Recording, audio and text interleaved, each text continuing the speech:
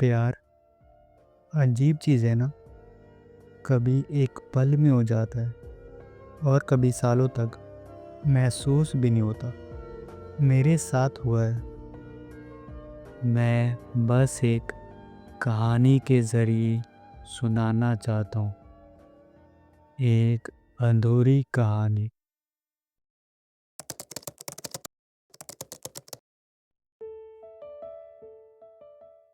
उस दिन मैं हमेशा की तरह अपनी कॉफ़ी एंजॉय कर रहा था। तभी एक हवा का झोंका आया और उसके साथ एक अजीब सी उलझन भी। एक लड़की दौड़ती हुई आई और मेरी टेबल से टकरा गई। उसकी डायरी गिर गई थी। मैंने उठाई और जब उसके हाथ में दी तो पहली बार उसकी आंखों में देखा। बस एक पल, और मुझे लगा जैसे ये पल मेरे दिल में हमेशा के लिए बस गया। वो हंस रही थी, बिना किसी फिक्र के और बिना किसी टेंशन के, जैसे दुनिया की सारी खुशी उसके पास हो और मैं बस उस मुस्कुराहट को महसूस कर रहा था। हम रोज मिलने लगे, जैसे ये एक आदत सी बन चुकी थी। चाय की चुस्की के साथ हमारी बातें बढ़ती गईं और मेरी फीलिंग्स भी। लेकिन मैंने कभी कुछ कहा नहीं, क्योंकि मैं जानता था हर कहानी कहने के लिए नहीं होती।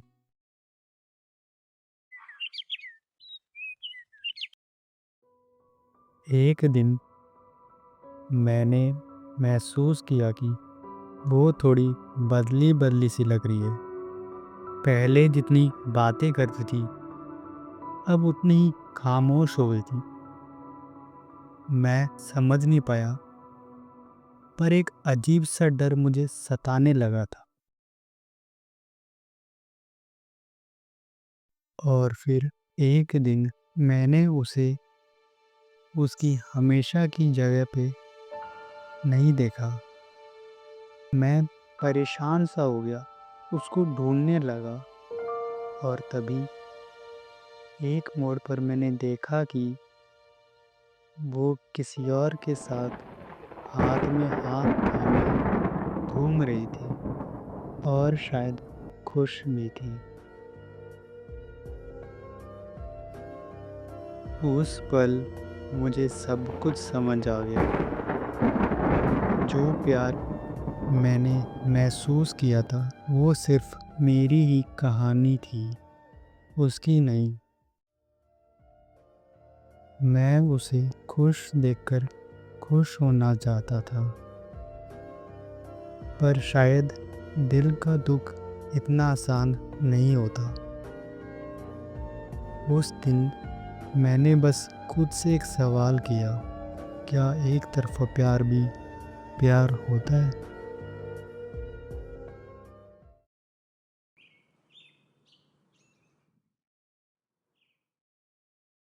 फिर एक दिन वो कैफ़े आई। हाथ में एक छोटी सी चिट्ठी थी, मुझे दी और एक आखिरी बार मुस्कुराई और कहा, मैं जा रही हूँ हमेशा के लिए। उसके शब्दों में जितनी आसानी थी उतना ही मुश्किल था उन्हें एक्सेप्ट करना। मैं बस वहीं बैठा रहा और धीरे धीरे से चिट्ठी खोली। तुम मेरे सबसे अच्छे दोस्त हो और हमेशा रहोगे।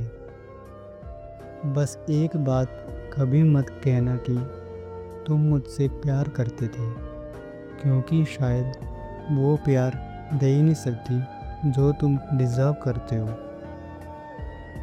उस दिन मुझे समझ आया, प्यार हमेशा पाने का नाम नहीं होता, कभी कभी सिर्फ चाहने का भी होता है।